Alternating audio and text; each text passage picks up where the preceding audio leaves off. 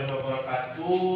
Selamat pagi untuk anak-anak kelas 4 dan kelas 5 yang Bapak ajar di kurikulum TK ini. Sebelum mulai pelajaran, marilah kita berdoa sesuai dengan kepercayaan masing-masing. Berdoa.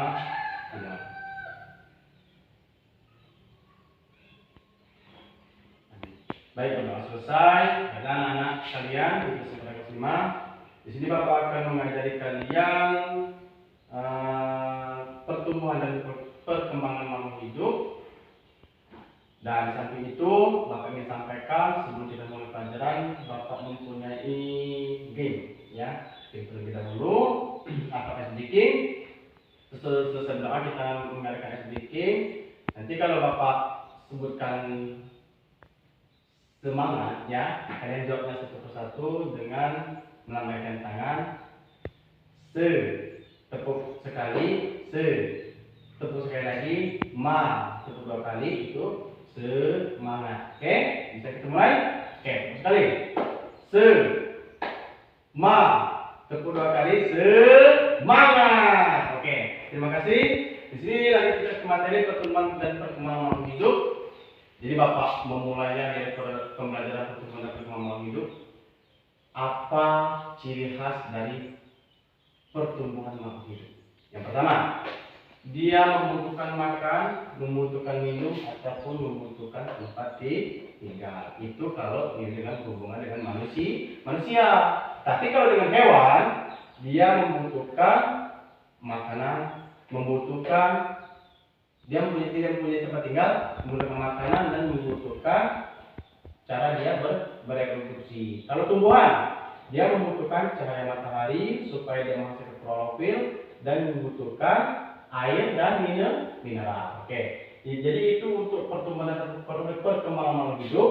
Kalau manusia itu berkembang biak dengan cara beranak. Kalau tumbuhan mulai dari penyerbukan atau melalui dengan tunas, ya.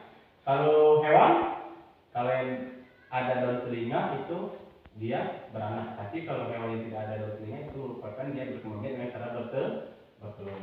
Jadi anak-anak bisa kita kelompokkan antara tumbuhan, makhluk hidup dan hewan itu saling menguntungkan dan saling merugikan, ya. Sehingga kalau misalkan seandainya ada hewan peliharaan yang memakan tanaman-tanaman di sekitar lingkungan rumah, itu merupakan merugikan. Tetapi di hewan tersebut ada juga yang sangat menguntungkan. Misalkan halaman rumah kita itu kotor atau halaman rumah kita itu gersang.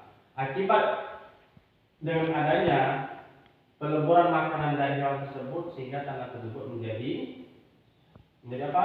Menjadi subur. Terus ada juga hewan dan tumbuhan yang sangat merugikan.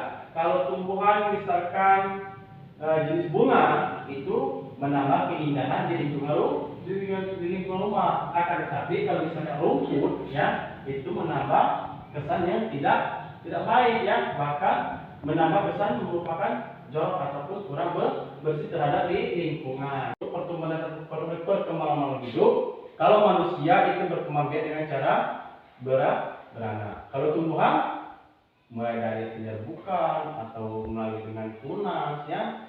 Kalau hewan, kalau yang ada daun telinga itu dia beranak. Tapi kalau hewan yang tidak ada daun telinga itu merupakan dia berkembang biak dengan cara bertelur. Jadi anak-anak bisa kita kelompokkan antara tumbuhan, makhluk hidup dan hewan itu saling menguntungkan dan saling merugikan, ya. Sehingga kalau misalkan seandainya ada hewan peliharaan yang memakan tanaman-tanaman di sekitar lingkungan rumah, itu merupakan merugikan. Tetapi di hewan tersebut ada juga yang sangat menguntungkan. Misalkan halaman rumah kita itu kotor atau halaman rumah kita itu gersang. Akibat dengan adanya peleburan makanan dari hewan tersebut, sehingga tanah tersebut menjadi apa? Menjadi subur. Terus ada juga hewan dan tumbuhan yang sangat merugikan. Kalau tumbuhan misalkan jenis bunga itu menambah keindahan di lingkungan rumah. Akan tetapi kalau misalnya rumput, ya, itu menambah kesan yang tidak tidak baik ya, bahkan menambah kesan merupakan jorok ataupun kurang bersih terhadap lingkungan ya. Terus kalau hewan ya, itu misalkan ayam di lingkungan rumah, dia mengeluarkan sisa zat sisa makanan dia, itu merupakan sisa metabolisme atau merupakan kotoran ya. Itu sangat merugikan karena bisa mencemarkan lingkungan atau memicu parasit atau kuman yang beredar di lingkungan rumah. Akan tetapi ada keuntungannya, merupakan dagingnya bisa kita makan, telurnya bisa kita manfaatkan ya. Itu jadi keuntungan kerugian terhadap manusia, hewan dan tumbuhan. Baik, selain dari situ ya, Bapak juga ingin mengasihkan atau memaparkan ya cara perkembangbiakan generatif dan vegetatif ya. Cara perkembangbiakan vegetatif dan generatif, vegetatif ada yang tahu? Vegetatif itu dengan secara tidak kawin. Kalau generatif itu merupakan secara dengan kawin. Salah satu contoh misalkan tumbuhan yang tidak kawin itu pisang ya, bambu itu dia melalui dengan tunas. Akan tetapi kalau dia melalui dengan kawin, misalkan tumbuhan yang menyerbukan benang sari ataupun serbuk sari ya, misalkan yang dengan cara membuahi jagung atau tumbuhan-tumbuhan mangga, itu dia menggunakan serbuk sari untuk menghasilkan buah ataupun makanannya. Baik anak-anak, mungkin di sini saja materi Bapak ya tentang pertumbuhan dan perkembangan makhluk hidup beserta dengan ciri-ciri makhluk hidup ya. Apapun kelebihan dan kekurangan antara manusia, tumbuh dan hewan.